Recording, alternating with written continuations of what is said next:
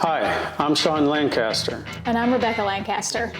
We're a couple of over 40 amateur hybrid athletes trying to optimize our fitness and maximize our health. In this podcast, we share conversations about how we're elevating our strength, endurance, and nutrition to do our best to hold off Father Time and live our best lives. Join us as we try to integrate family, faith, and work with our training. This is That Hybrid Life, the podcast.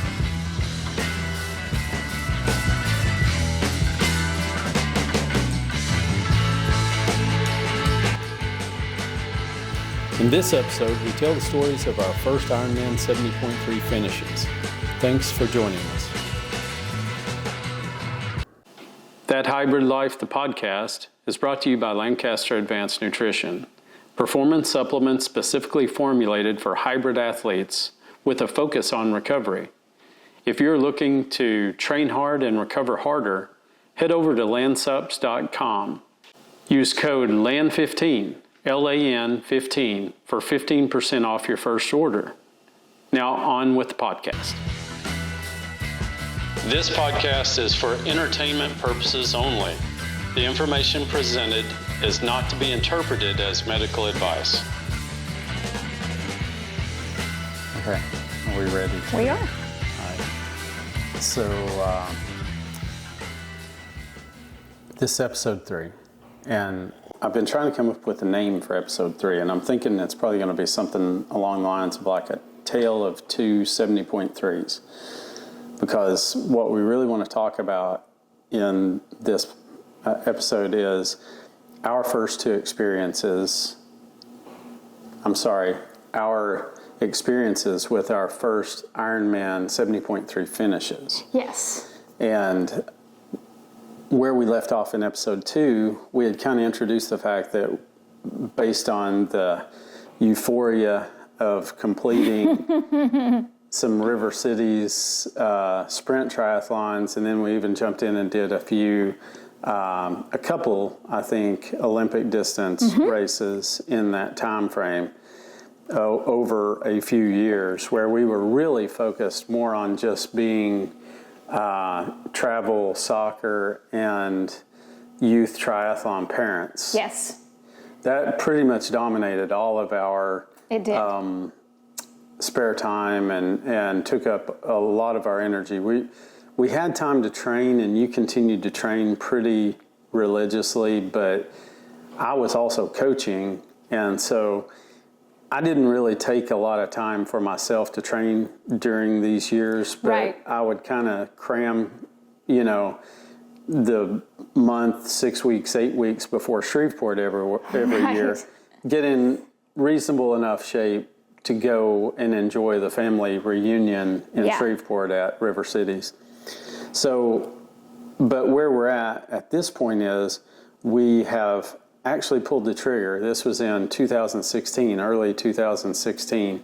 We have pulled the trigger to do Ironman 70.3 Miami. And we picked Miami for a couple of reasons, if I remember right. One was it was a cool location, and we just wanted to go to Miami. Right.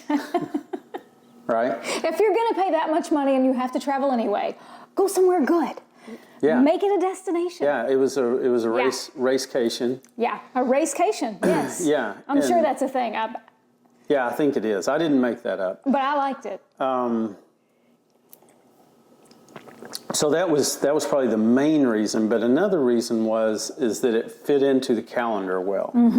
We were living in Northwest Arkansas, which is kind of Midwest. I know a lot of people think it's the South, but the winters there are not easy. Yeah. It's not easy to train. So we thought putting a race on the calendar, and this race was in October, at the end of summer would give us the best chance with the long days. Yep. We were both working full time.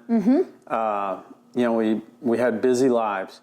So we were thinking with the time change and with the long days, the good weather, the better weather, that we would give ourselves the best chance to get ready. Well, we would need a wetsuit. I'd never swam in a wetsuit. Yeah, I forgot about that. I'm a touch claustrophobic. That was part of the decision. I just wasn't sure having anything. I don't wear turtlenecks. That's whatever, right? But so I was worried. Yeah. And so we wanted something good weather, right time of the year, wetsuit, no wetsuit required. And we were like, Miami in October, there will be no wetsuit required. Yeah, and so it checked all the boxes. It did. It checked every one of them. So we sign up, and this is the first time that we launched into a structured training plan. Which was so exciting. I do plans all the time. I would lay them out. They'd be so pretty. And then I would throw them in the trash because the planning was the most fun part. But actually executing the plan was kind of cool. Yeah, and so we didn't have a coach per se. We had people in our sphere who were knowledgeable and who had been coached by some elite level coaches. One, of course, being your younger brother, Rob. Right. But also we had another family friends that were really serious, and their kids were high level triathletes. And so we had access to information, to advice, and that sort of thing.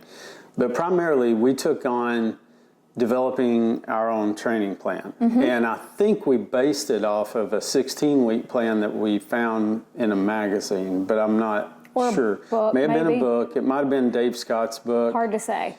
It's a long time ago. I slept. We did have Dave Scott's book. Yes. So it may have been actually based off of his half distance training plan. I think that's right.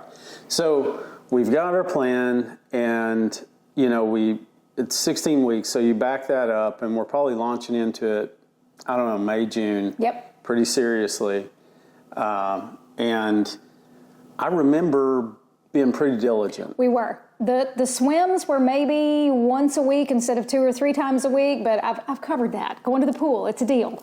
But we were working on it. We were making sure we got the yardage in, though, because the way they do swims, you always have your HIIT, your drills, and your LSD on everything. Yeah. So we were making sure to get in the LSD because that worst case scenario, you've just got to get through the swim. Well, we were worried, or we were focused on covering the distance. Yes. So we were not looking for any kind of performance out of the swim. No.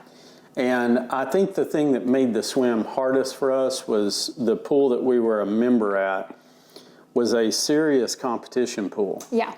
It served as the pool for the University of Arkansas, and there was a very active masters group that met and swam there in the mornings. Yeah. So mornings were out. Yep. You could not get a lane in the morning. And then it was also being used for a club team on certain days of the week in the evenings. So we were it was like trying to solve a puzzle to come up with when we could get to the pool. The right time to go, yeah. And we were swimming, when we did swim, we were swimming in the evenings after work.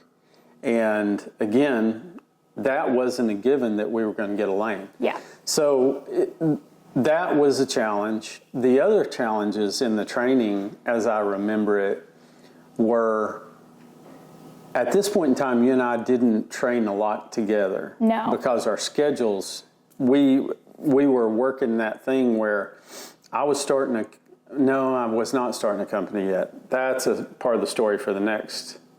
Maybe I was. Actually, I was. You were. Okay. Yeah, I forgot about that. It had just started, in June. Yeah. Yeah, at the time we started training. Yeah, so I was launching a new company. My first time to be out on my own, build my own business. And so our schedules didn't align much. No. I think we were able to line up on some of the weekends when we weren't doing something with, Ben Sports. Right. And by that time, he was older, so I don't think we were not doing as much travel. Nope. So I think that we had a lot of Saturdays where we could do long runs, but the real challenge was I was needing to run early because I had no control over when my day ended. And you were working with people all over the U.S. So you had people from different time zones and even China there for a little bit. A little bit of China, yeah. You were trying to field so you had something going on in China, and so. Well, and I flat out don't like to work out in the mornings. So if I can avoid it, I do. Yeah. So I was like, hey, we're not going to run together anyway, so you go get yours done, and I'll get mine done in the evenings. Yeah, so I ran in the dark a lot. Right. I would usually leave the house at like 5. A lot of people, I mean, this is how triathletes are. This is kind of typical. So I would get most of my runs done in the morning, and most of them were short. Yeah. Most of my runs were really short, and they were all hilly because I ran out of our house, and we lived at almost the bottom of one of the steepest hills in all of Fayetteville. Right. It had Cleveland, which has a maximum grade, I think, of 12 or 13%, somewhere in there. Yeah. And so I almost always ran up Cleveland at some point on a run. So I was just doing a lot of hill work. Yeah. And I don't know, were you running in the neighborhood mostly? Or we didn't have a treadmill set up at that time. We didn't, but a lot of times I would go to Agri Park and just do circles. That's right. Because I felt safe doing that, running alone, because it was... It was like running on a track. It was very out in the open. And there were a lot of people out there. Yeah. Yeah.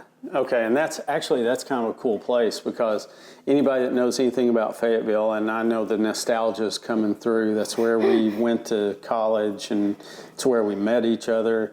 We have a lot of love for Fayetteville, Arkansas. But a really cool thing about Agri Park in that area over there, that's where the chili pepper is. Mm-hmm.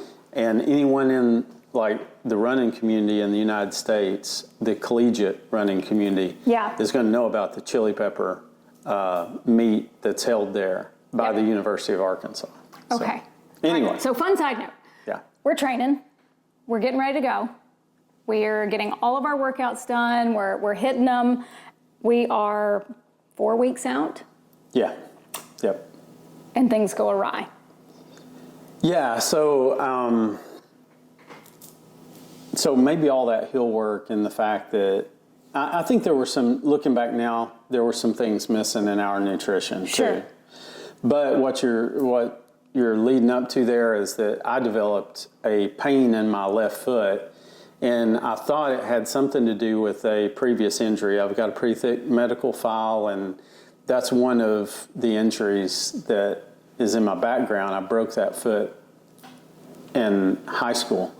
And right behind like where that bone repair was, I was getting this pretty sharp pain when we would run, and it would get progressively worse, and then a little bit of swelling. Well, you know where it's headed.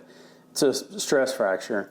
And, the thing is, so I've broken bones in 2, and so I know that that's a catastrophic thing, and you're not going to recover from that 4 weeks out of a race. Yeah. But we had a lot riding on this race. I mean, we had plans. Yeah. And I mean, it was like a vacation. So I decided that I can heal in 4 weeks. Sure. If I stay off of it. Or I didn't like completely go sedentary. I still walked on it, but I quit running on it. And, really, I don't think I was a whole lot worse for wear going to the race from that, because I kept biking, and I actually turned up my biking workouts to compensate. Yeah. And, we'll get into it. So we don't know for sure exactly how that would have played out for me. Right. But yeah, you're right. I was pretty, I don't know what the right word is. When I first figured out that I had that problem, I felt like I was in a good spot in my training.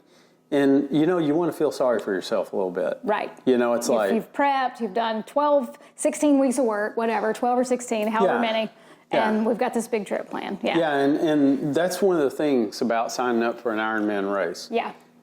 It's one day that you have to pull off all of this prep and get there healthy and execute on the day. Yeah. That's also what's amazing about it. It is. It's that balance. It's knowing you got to make it happen on that day. Yeah. So, yeah, so I had some real doubts from that, but overall, We were excited. I was in Yeah. pretty good shape. You were in great shape. Mm-hmm. We loaded the bikes on the back of the car. Yes. Drove to Miami.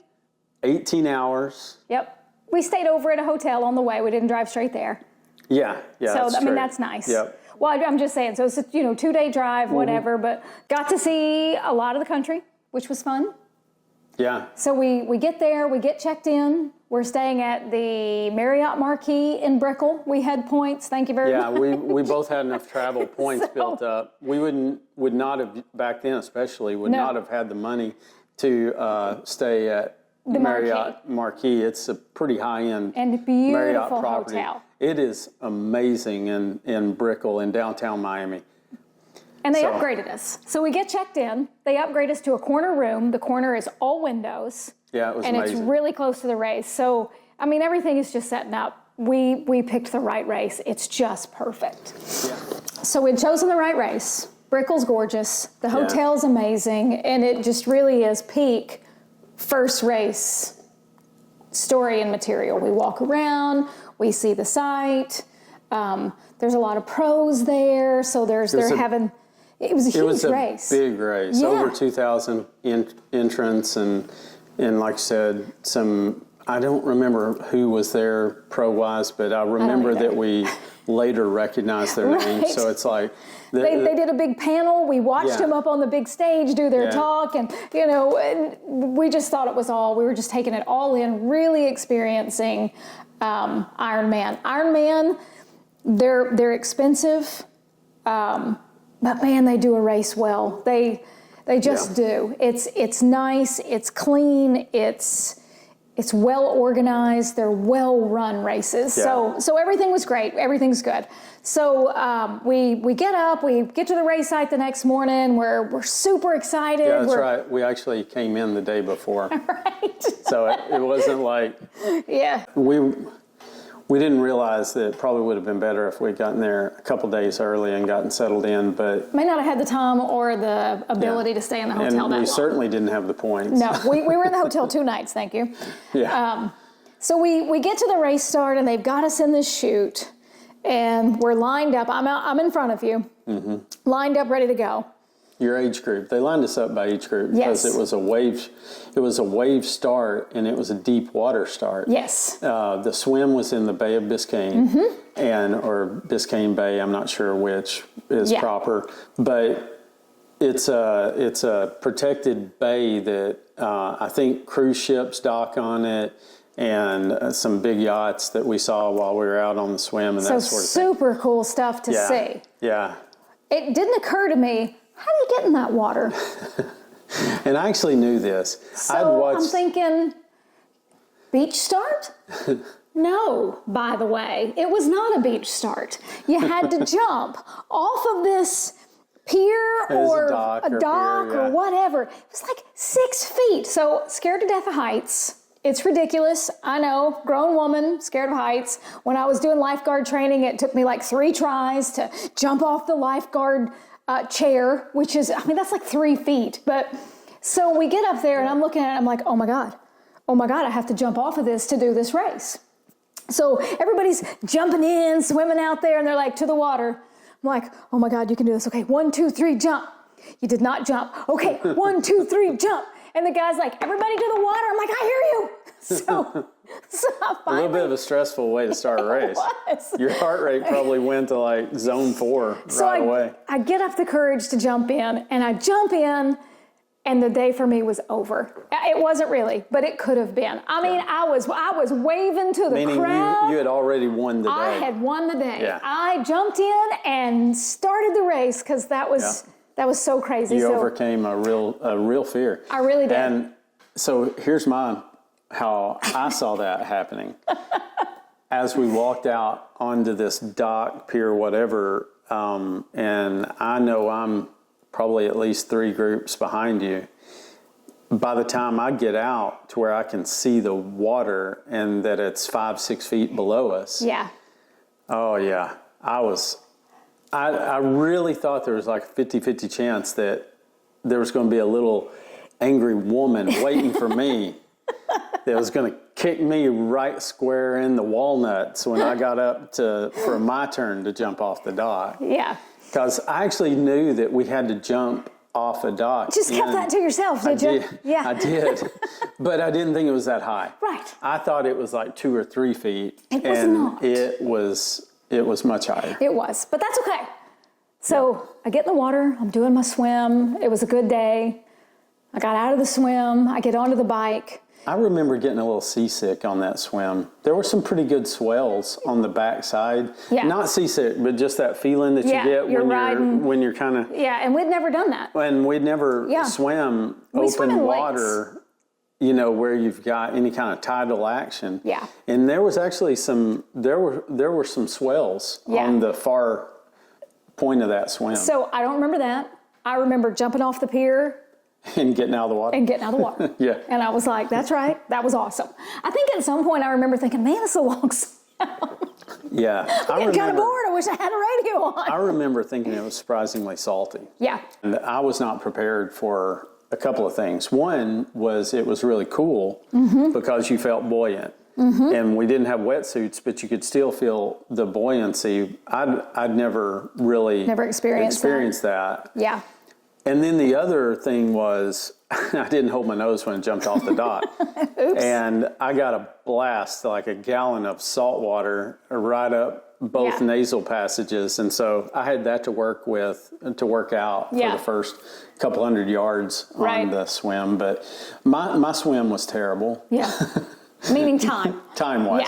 Yeah. It was actually uneventful, fairly enjoyable. Yeah. I remember, you know, looking at the boats and thinking how cool it was and all that. Sean, you're a tourist taking pictures. I was, apparently. And I had no idea I was swimming so slow. That was what, so it's not like it took forever or anything like that. Yeah. I guess I was caught up in the moment. Yeah. But I get out and I look at my watch and it said 58 minutes. And I was like, how long was that swim? I started thinking, did I start my watch early? Yeah.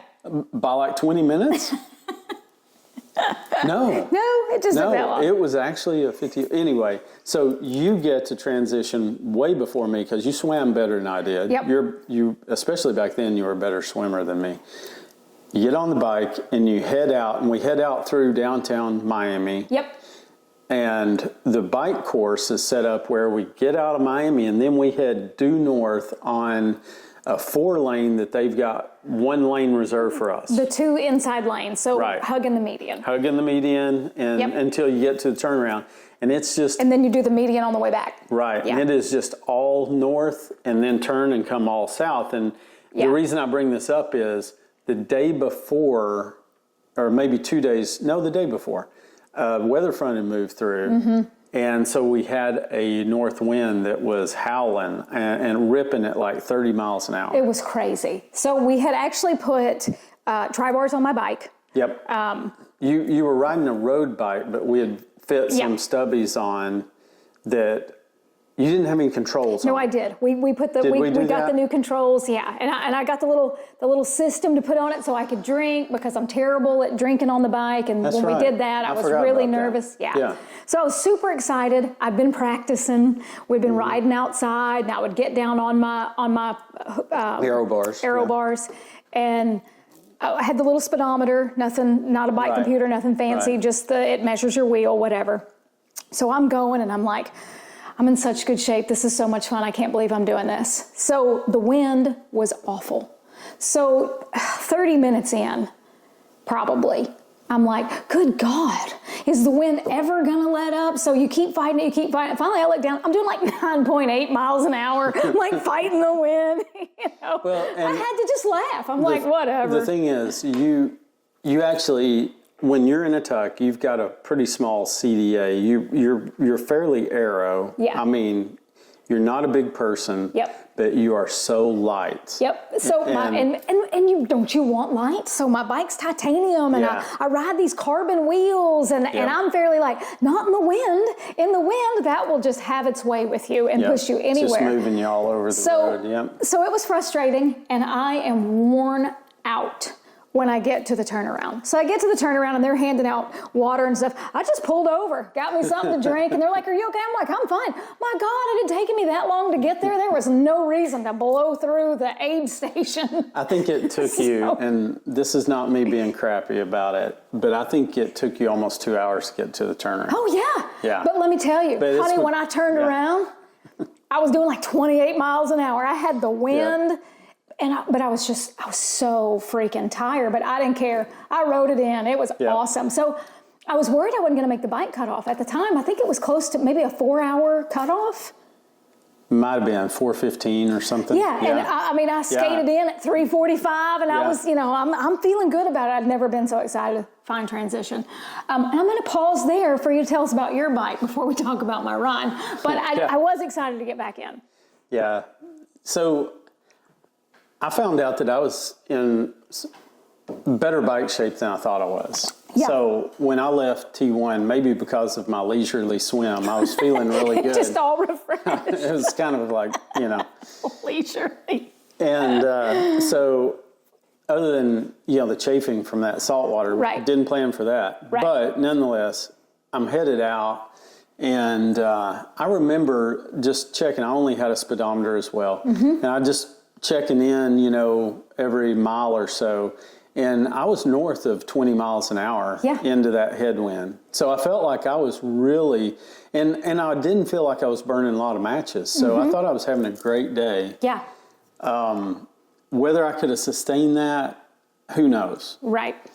But, and there's some foreshadowing, at mile 12, I felt something weird, and I looked down, and my crank arm is dangling from my right foot. Right. So we're clipped in, and my crank is broken and fallen off. Completely off. Yeah. And so I'm one-legging, doing the one-leg drill, trying to keep going while I process what's just happened. And I'm looking down, and even further from that, I'm seeing my hub start to work its way out. So not only, I'm about to be Fred Flintstone in this thing. Right.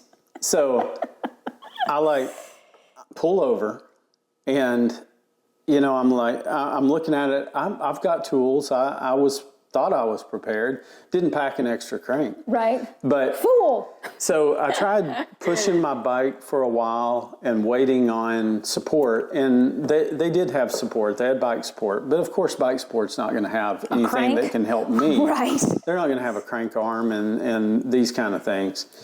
And here's the lesson learned from this. I changed that crank arm to a little bit shorter crank, thinking that was going to help me on the run, take a little pressure off of my knee. And, don't make changes to your bike 4 weeks out from a race. Yeah. It turned out to be a defective component, but, it's just not smart. Yep. So my day was effectively over. I had to, get picked up by the saddest bus. Right. And I was the first person on the saddest bus. This is the bus that goes around and picks up folks that can't finish the race because of a mechanical or maybe they had a health event or got, a bad wreck or what have you.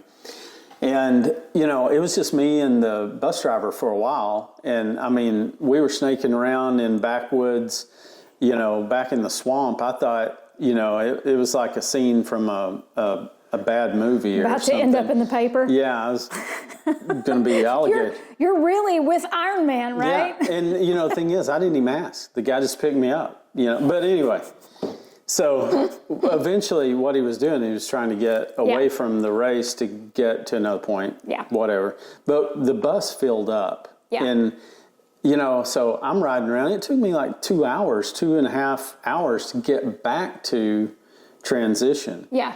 So when I get back to transition after my bus ride, I really had to do some persuasive arguing with the people that were the volunteers that were at transition to let me back in so that I could rack my bike. That's where all our stuff was. You couldn't even go back to the hotel. No. Our hotel keys, everything is in transition. And, you know, I didn't really, all I wanted to do was get my phone so that I could, you know, maybe take some pictures and, you know, text some people how you were doing, all that. Yeah. So thankfully I found someone that would let me in transition. I racked my bike. And then I got this idea that, well, hey, no one's going to notice. I've already taken my chip off and turned it in. It's not like I'm going to be shortcutting the race or anything. I'll just head out on the run and just, you know, pace you for like your first lap or second lap or something like that. And I really wanted to get a workout in. Yeah. I've been sitting on the bus for 2 hours. Right. So anyway, the funniest thing, and then I'm going to turn it back over because I want to really focus on your race since you did finish. The funniest thing though, I thought you had for sure already gotten back and were out on the run. Right. So I felt like I had some ground to make up. Yeah. So I come storming out of transition. I mean, laying it down for me. And the crowd, I guess, you know, they hadn't seen anybody going hard for a while. Yeah. They got into it. I mean, there were people cheering, and I still had my race number on. So it was like, go, you know, whatever, and yeah, get after it. And so, yeah, I just soaked it up. I was like, hilarious. You know, I'll probably never get cheered for like that at a race again. Right. Well, so very much behind you, because I had a 345 bike, I roll into transition. And the fun thing about Miami is it's very international. I mean, the city is international, but the race is very international. A lot of Spanish, a lot of other languages that I don't speak, so I didn't know what they were. But the people on both sides of me spoke Spanish. So, you know, you make friends, your transition buddies, you know, lifelong friends, you have a reunion, whatever. So I get back and the woman that was next to me was there, and she starts talking to me, and I could understand her speaking Spanish. I was so exhausted from the bike ride. I could not put a sentence together in Spanish. I raised my hand. I was like, nope, can't speak Spanish. Too tired. Buena suerte. And off I went. So but effectively she said the bike was too hard. She was done. Yeah. That she finished the bike, but she was too tired to go out on the run. So it torched a lot of people that day. The wind especially was just with rough. it being so hard on the front end of the bike, and your inclination is to fight just harder go, into because it. you just don't know what the day's going to hold. Yep. So I head out on the run, and I'm feeling good, and I'm feeling pretty good about it. And I love the run, and I always joke, why do I even do triathlons? Why don't I just sign up for a run? Because that's my favorite part. So I head out, and I remember I was hoping to find you on the run so we could run together, but I remember seeing you, and I started to cry. Yeah. But I was so dehydrated I didn't have any tears. Yeah. And this has been a theme for you, is that you struggle to drink on the bike. I do. Because we do so much riding inside. Yes. And that is a hard thing. Yes. You need time out on the road to develop those handling skills. Yes. But anyway, so yeah, and where you saw me, I had just figured out there was no way that you were out in front of me. Yeah. Because I had probably laid down a record 5K for me. And I'd gotten to the turnaround. It was 2-lap, 13.1. Yeah. So the first turnaround point's 5K. Yeah. And I'd gotten to that turnaround and hadn't seen you either going passing or coming at me. And I was like, maybe, and then I actually was starting to get worried that you hadn't made it in from the bike, like maybe you had a wreck or something like that. So I was actually pretty concerned. Yeah. And I turned around, and it was probably within a minute of me heading back towards transition that we saw each other. And you were a little emotional about it, and I was really relieved. Yeah. So we ran together for a little bit. Yeah. I dropped you back off at transition and went out for the second lap. And came in and finished just a little over 7 hours. I don't know, maybe 7:15. I think it was more like 7:07 or something like that. Yeah. And you actually ran. Clearly the result is not why I do it, because I don't even remember. You know what? That's a respectable time, especially for your good. first run. I had a good time. And the run wasn't terrible. I was just over 2 hours on the run. Yeah, it was and that run had some of those Florida hills. Right. The overpasses. Because you went from Brickell over to whatever that island is. I can't remember what it's called. Not sure. But you went over the overpass. That's not an overpass. It's a bridge. It's the bridge. Yeah, it's a bridge so the boats out can to get the under. island. Yeah. And it's pretty steep. Yeah. I mean, those. So 4 hills. Yeah, so you had to do 4 hills, pretty significant hills in that. But so I got my medal. I was so excited. I got some great finisher picks, and I was done. I was like, you know what? I think I'm done. Yeah, I don't want to do anymore. You felt like you had accomplished your mission, and you didn't have the hunger to sign up for. I jumped off the pier. Yeah. Or the dock. So I was good. Yeah. I did, but I did not. You didn't really at that point have the hunger to sign up for another Ironman. I did not. Yeah. Well, I was a different story. I had unfinished business. Yep. And I immediately, so that night we, made sure that we celebrated and recovered. Recovered and all that. And the whole drive home, all I could think about is I've got to sign up for another race. Yeah. And you were researching on your phone and like what races. I think you might have signed me up on the way home. Probably, because you're like, okay, I got to do one. I'm in good shape. What's a reasonable time? Yeah, and really the only thing that made sense for us logistically was Ironman 70.3 Texas. Yes. That was a drivable race. And so that became the target. Yes. So the race that made the most sense was Ironman 70.3 Texas, which is held in Galveston, which was drivable for us. Plus we had family there. We had lived in the Houston area. So it was familiar and it made a lot of sense. It did. So signed up for that. And my cousin Chuck signed up with you. We were like, oh, this will be so much fun. We'll do it together. Yep. And that way I didn't feel so bad because I was not having it. I was like, I don't think so. Thank you, no. But so Ironman 70.3 Texas is in Galveston and it's in a bay. Again, it's a saltwater, but it's a protected bay. The difference is, though, it's a very different time of the year. Yes. It's an early season race. It was April 2nd. 2nd, yeah. It was April 2nd, so really early. Yeah. And Texas can be warm or cold that time of year, air temperature-wise, but water temperature, it's most of the time it's going to be wetsuit legal. Yeah. So that was something new to work through. But, I had big plans. Right. I thought I was going to build on my fitness. My foot had... I felt like I'd rested it enough that it had mostly healed and I didn't push it too hard in the race. I was ready to push it to the limit to finish at Miami and I didn't have to. Yeah. And so, I was really optimistic. I had, even though I only rode 12 miles of the bike, I had these good vibes from the fact that I felt like I was holding a good effort into that headwind, all these good things. And I don't remember exactly what happened. I don't know if it was a combination of my business that I just started getting, really busy. I think that was a lot of it. I think it was that it was in the winter. And so harder to train in the winter. It's much harder to train in the winter. Yep. And so in early, March in Northwest Arkansas is still winter.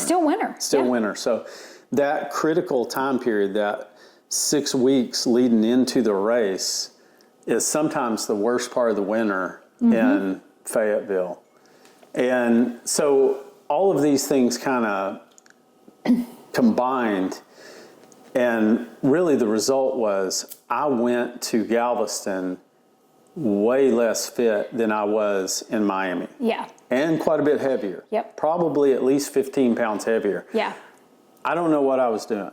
I mean, I think some of that was diet. I think some of it was stress. Yeah. And so, man, to see the pictures of Miami and then the pictures of Galveston, it's like I was two different people. Yeah. Well, and so you put on a little bit of weight, you're not trained, we get down there, and even driving down, we're listening to the weather, and it's like tornadoes could be ripping through tomorrow, and it's going to be this, and it's going to be that. And we actually had a hotel, because we're like, we're not going to pay to stay at the race hotel. I mean, right. Who would do that, right? We're going to stay here. But because of the weather, you're like, yeah, we're going to stay at the race hotel. Yeah, and that way, I forgot we moved that the day that we got down there. We're driving in. Yeah. And I'm like, hey, so we get it because moved. of the weather. Because of the weather. And because we did not want to have to be driving in during an active tornado situation, and they were predicting strong tornadoes. Yeah. Yeah. So we're prepping up for the race. We meet Chuck and Heather there, and you and Chuck are talking about the race, and you're like, we're finishing this race, and y'all are committed. You're both finishing the race, and you're like, hey, if there's a tornado, you need to seek shelter. I'm like, okay, where should we meet? And you're like, we won't be meeting. I'm not coming in. Yeah. I'm finishing this race. Yeah. And I was like, get your butts in that hotel. Yep. To a safe location. So we had a plan. Yep. I would shelter wherever we needed to, and you would just do your thing. And I was like, okay, that's what we're doing.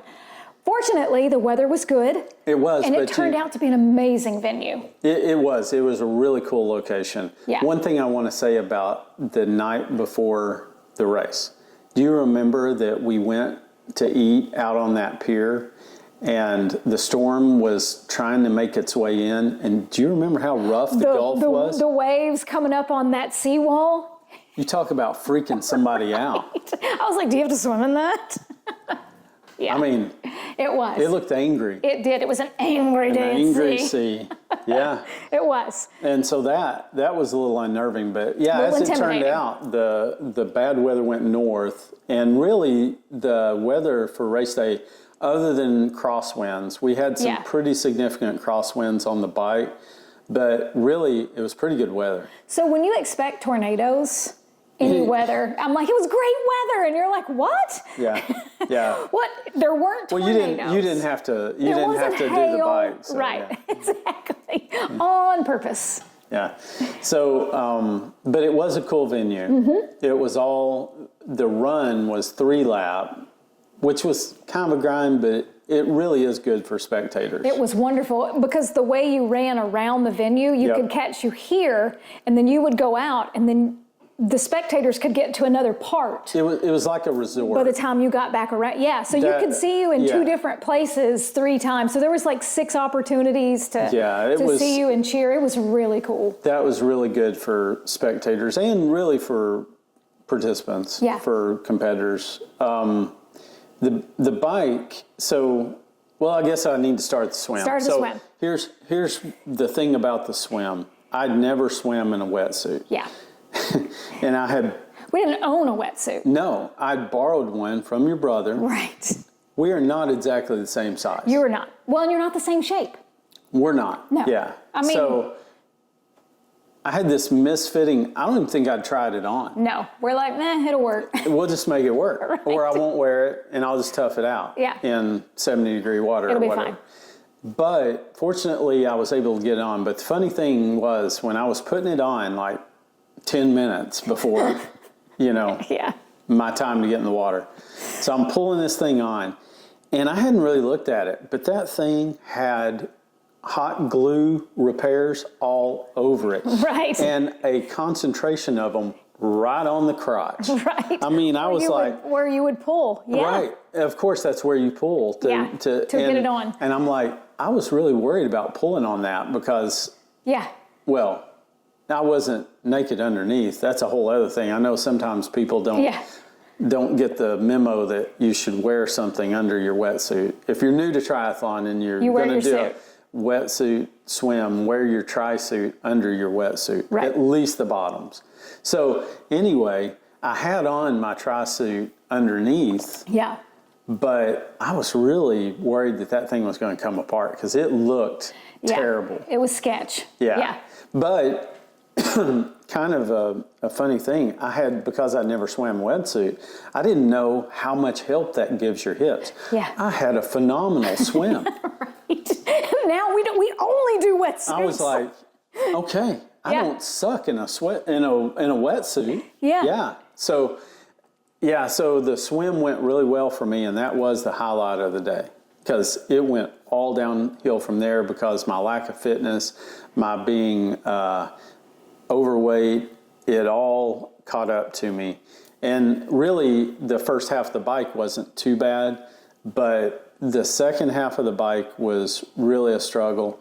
And I actually had quad cramps in both quads at mile 45, had to stop, get off the bike, lay down on the side of the road. This Take happened. a snooze. and try to stretch my quads out. And then I rode in just fighting them. And then I fought them through the whole run. Yeah. I'm eating bananas. I drank way too much Powerade. I'd never trained with like a nutrition plan. Yeah. And I panicked when I got those cramps and I started pounding Powerade and probably got too much sugar. Just not giving anything a chance to work. You just don't. Yeah. Yeah. And so the thing about it though, I was determined to finish. Yes. And when I got to the run and got off the bike and I saw that it was going to be a death march, I was like, run, walk. Yeah. Just finish. I'm going to run until either I cramp or I can't run anymore. And that was primarily cramps.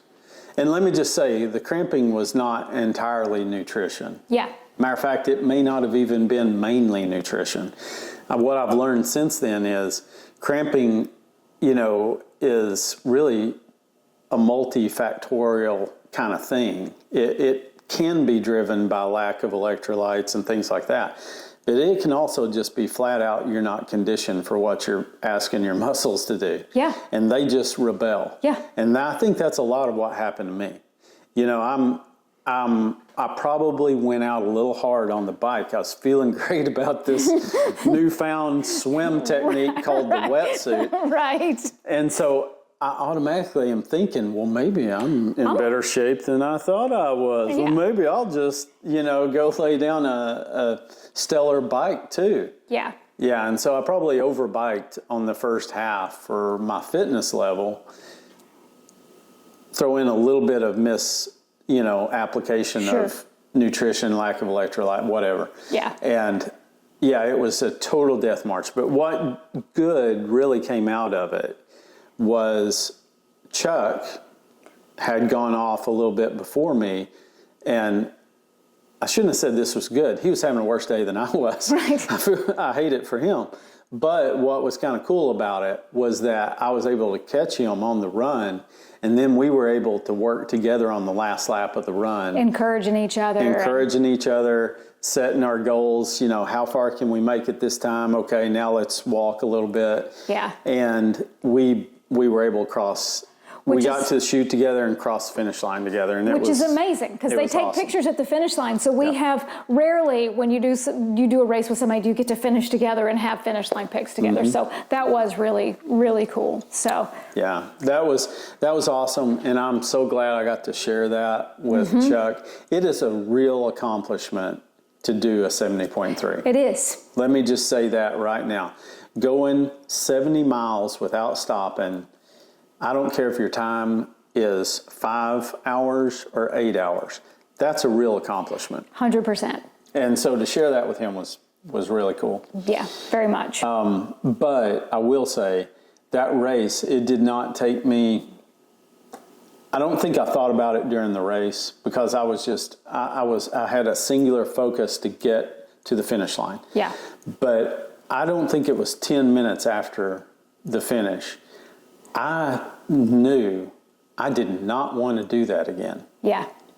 And by that, it wasn't that I didn't want to do another Ironman race. I had the fever. Yeah. I had the dream of becoming a full Ironman and all that. That was probably strong as ever. Yeah.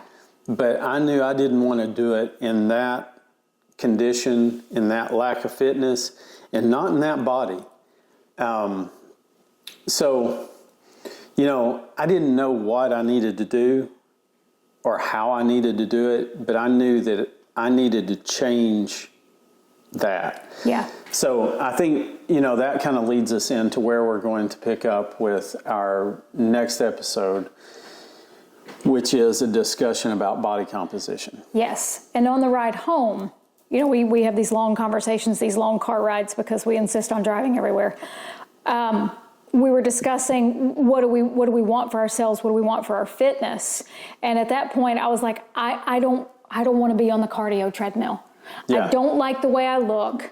You didn't like the way you looked. Yeah. And I was like, when did you like yourself best? And it was when you were like, when I was lifting weights. Yeah. And I was like, maybe that's what I need. I need some of that. And that's when we hatched a plan that we should do some sort of weight training in combination with triathlon, because we were like, if we could build up some strength, maybe that would make us better on the bike, better on the run. Because I was pretty frustrated with 3 hours and 45 minutes on the bike. I think intuitively, we both knew we needed to be stronger. Yeah. And aesthetics was a big part of it. Yeah.